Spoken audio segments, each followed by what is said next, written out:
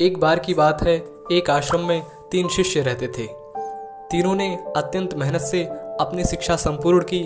तत्पश्चात तीनों शिष्य गुरुदेव के पास गए और बोले, गुरुदेव, अब हमारी शिक्षा संपूर्ण हो गई है, अब गुरु दक्षिणा देने का वक्त आ गया है।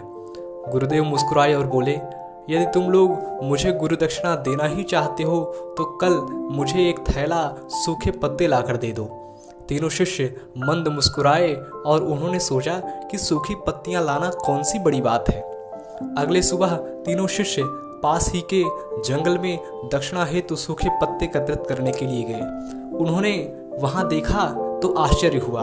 जंगल में सिर्फ एक मुट्ठी सूखे पत्ते बचे हुए थे।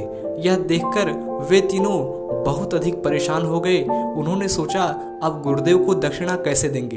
तभी सामने से एक किसान आता हुआ दिखाई दिया, जिसने एक थैले में ढेर सारे सूखे पत्ते लिए हुए थे। उन्होंने उस किसान से आग्रह किया कि भाई, हमें भी थोड़े सूखे पत्ते दे दो, हमें इनकी अत्यंत आवश्यकता है। किसान ने कहा, यह सूखे पत्ते मैं अपने जीवन यापन तथा घर का भोजन पकाने के लिए ले जा रहा हूँ, मैं यह आपको नहीं दे सकता। परंतु हाँ, पास के ही गांव में सेठ जी रहते हैं, उनके पास सूखे पत्तों से दोने बनाने का कारखाना है, शायद वह आपको सूखे पत्ते दे सकें। वे तीनों सेठ जी के पास गए और उनसे सूखे पत्ते देने के लिए आग्रह किया। परंतु सेठ जी ने कहा कि मैं आपको सूखे पत्ते नहीं दे सकता, क्योंकि इनकी मुझे आपसे अधिक आवश्यकता है। मैं इन सूखे पत्तों से अपना कारोबार चलाता हूँ, मुझे क्षमा करें। वे तीनों शिष्य अत्यंत परेशान हो गए। उन्होंने बहुत लोगों से पूछा। पता चला कि पास में ही एक बूढ़ी दादी रहती हैं। वे सूखे पत्ते एकत्रित करती हैं, हो सकता है उनके पास से मिल जाए। तीनों बूढ़ी दादी के पास गए और उनसे सूखे पत्ते देने का आग्रह किया, परंतु बूढ़ी दादी उन सूखे पत्तों से औषधियां बनाया करती थी, तो उन्होंने भी मना कर दिया।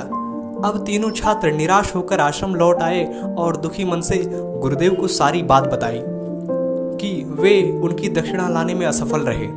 तब गुरुदेव ने कहा, मेरे बच्चों, मुझे दक्षिणा की अभिलाषा नहीं है। मैं तो तुम्हें बताना चाहता था कि इस दुनिया में किसी भी चीज को छोटा नहीं समझना चाहिए। छोटी से छोटी चीज का भी अपना महत्व होता है, अपना मूल्य होता है। आज शिष्यों को पता चल गया था कि जिन चीज़ों को हम बहुत छोटा समझते हैं, वास्तव में उनका भी अपना एक स्थान होता है। कहानी सुनने के लिए आपका बहुत बहुत धन्यवाद।